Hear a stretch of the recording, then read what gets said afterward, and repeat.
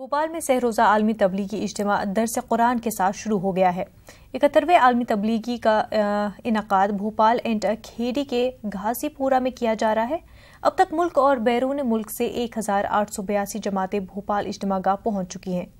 आलमी इज्तिमा के इनकाद का मकसद अल्लाह का पैगाम अल्लाह के बंदों तक पहुंचाना है ताकि दुनिया अमन का गहवारा बन सके। आलमी इज्तिमा के लिए गुज़िश्ता साल से ज्यादा बड़े पैमाने पर इंतजाम किए गए हैं।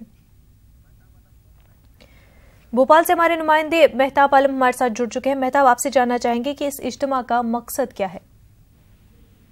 मुन्ना बता दें कि भोपाल का आलमी तबलीगी इज्तिमा उस वक्त शुरू किया गया था जब मुल्क में तकसीम हुई थी, हिंदुस्तान और पाकिस्तान की तकसीम, और एक जर्ब लगी थी। ऐसे वक्त में लोगों के दिलों को जोड़ना था और बिखरे हुए शिराजे को एकजा करना था। ऐसे वक्त में भोपाल की जो एशिया की बड़ी मस्जिद ताजुल मसाजिद जिसे कहा जाता है, वहाँ पर इस इज्तिमा शुरू की बुनियाद रखी गई। 13 लोग उसमें बड़े लोग थे और एक बच्चा उसमें शामिल हुआ था। 14 लोगों का इज्तिमा शुरू हुआ था और मकसद यही था क्योंकि भूले हुए लोग जो हैं, बिखरे हुए लोग हैं, उनको एक साथ जमा किया जाए और अल्लाह का पैगाम अल्लाह के बंदों तक पहुंचाया जाए। और यही वजह से देखते हैं कि भोपाल जो तहरीकों का शहर है, यहाँ पर तमाम लोग इसमें शामिल हुए, हिंदू हो मुसलमान तमाम लोग शामिल हुए और उस जगह जो पैगाम शुरू हुआ कि उसकी बरकत आप कहिए कि आज उस इज्तिमा में 14 लाख से ज्यादा लोग उसमें शिरकत करते हैं। अब तक की अगर हम बात करें तो आलमी इज्तिमा में मुल्क और बैरून मुल्क से जहाँ पर 12 मुल्कों की जमातें पहुंची, वहीं तो हिंदुस्तान की बात करें तब तक 2119 जमातें भोपाल पहुंच चुकी हैं और अभी उनकी जमातों के आने का सिलसिला बदस्तूर जारी है। इस वक्त इसमें ब्रेक किया गया है क्योंकि जुमे की नमाज होनी है। जुमे की नमाज के बाद लोग खाना खाएंगे, थोड़ा आराम करेंगे, उसके बाद फिर उलमाए दिन का बयान शुरू होगा। जी मेहताब, अगर बात करें आज के दिन की, तो आज के दिन का पूरा क्या शेड्यूल रहा है?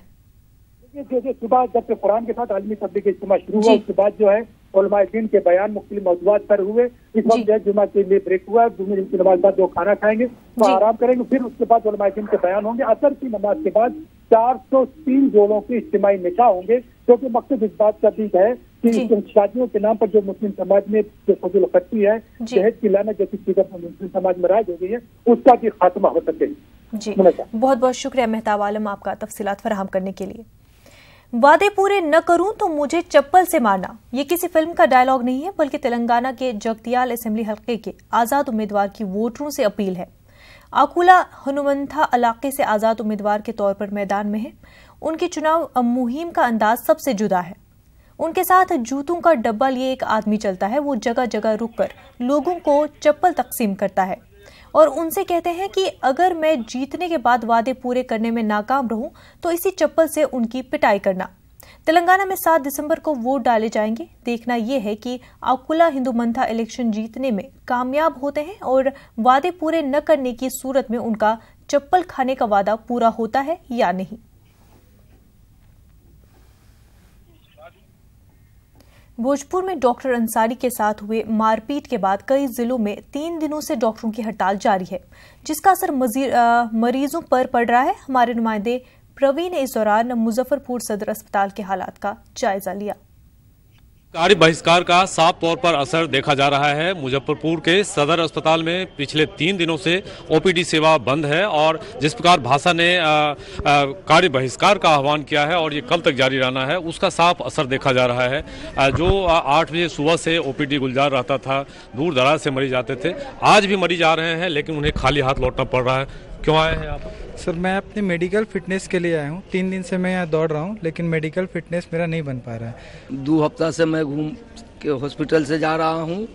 मेरा पुर्जा सब कटा हुआ है सर, बसीर के ऑपरेशन के लिए। आज भी वापस जा रहा हूँ सर, हड़ताल की वजह से। अब डॉक्टर लोग हड़ताल किए हुए हैं कि कर्मचारी लोग ये नहीं हम बतला सकते हैं सर। जाहिर है जो निजी नर्सिंग होम है और जो निजी प्रैक्टिस करते हैं डॉक्टर, उनकी चांदी हो रही है। आज तीसरा दिन है जो सदर अस्पताल में ओपीडी सेवा पूरी तरह बाधित है और इसका असर साफ तौर पर जो गरीब और ग्रामीण क्षेत्र के मरीज हैं उन पर हो रहा है। कैमरामैन संजीव के साथ प्रवीण ठाकुर, न्यूज़ 18 मुजफ्फरपुर।